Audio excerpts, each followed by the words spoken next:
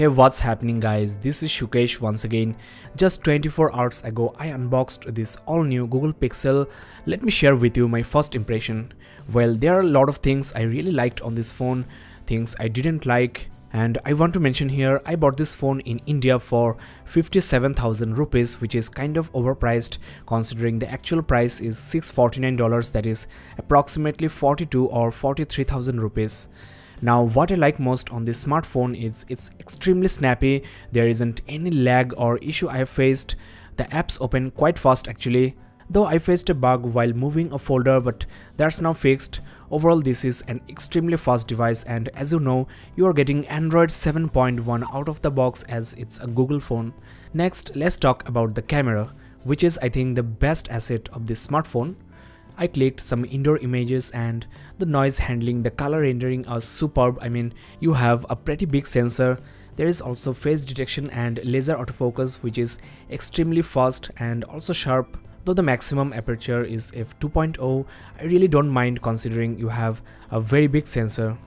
I will make some in-depth camera comparisons with iPhone 7, S7 Edge and OnePlus 3, so keep in touch. Now I want to be honest with you guys, there are a few things I didn't like on this smartphone. For example, this phone actually overheats, especially this glass part and the top bezel. I checked, the temperature goes as high as 42 degrees Celsius even when I'm not playing any game, just using the camera or browsing the web using some apps. As you can see, the battery level goes down drastically, especially in the camera mode, and I think the battery level also depletes in standby mode as well. Considering my experience, I think this phone can manage 10 or 12 hours of backup on moderate usage. The handling, the build quality of this phone is top class. This phone is built like a tank, as I mentioned before on my unboxing. I really like the matte finish, which feels quite premium, but unfortunately the keys are kind of flimsy, doesn't feel as sturdy as the device itself.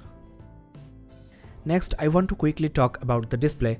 Well, I think it's slightly inferior to the AMOLED display you have on OnePlus 3. The brightness level is less and there is also slight tint on the white level as well.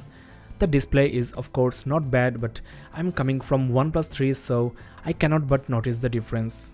Now I don't know whether you can see or not, but I already got 2 scratches on the screen, so I should go for a scratch guard immediately. Now the dual tone back looks really awesome. The glass part actually hides the antennas and also provides a good grip of the phone. It's not slippery, but as there is no ring or bump on the camera lens, it might get scratched or smudged quite easily, so I think I should also buy a case, preferably a transparent case, to show off the amazing looks of this phone. Now I made a few calls. The ear speaker seems extremely loud and clear. It's as good as it can be. The microphone also works pretty well. The loudspeaker is also decently loud, but it could be louder. Now, just like the Motorola smartphones, you have the power key above the volume rocker, and I don't know whether you will agree with me or not, but I think volume rocker is less used than power key. I need the power key just under my thumb every time I want to turn on the screen or off. On the Pixel XL, I think this could be a bigger problem.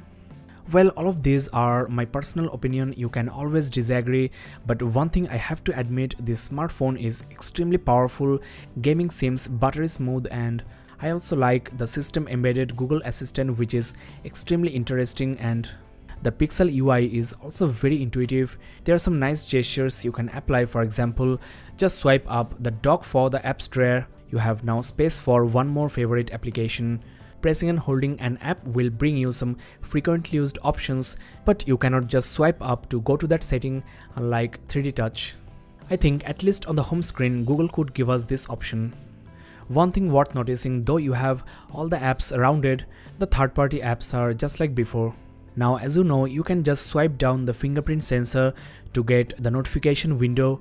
This looks extremely handy. You don't have to reach out for the top of the smartphone, but I have to actually get used to this. I have accidentally swiped the sensor a number of times, but still it's a great feature. Kudos to Google for thinking out this. Well friends, that's all in this very short video. This smartphone will be my daily driver for a couple of months. I will upload a series of videos, update you from time to time, so make sure you are subscribed. You can check the description below for more interesting videos on Google Pixel, iPhone 7, S7 Edge and also OnePlus 3. That's all for today. Thanks a lot for watching. This is Shukesh signing off. Have a nice day.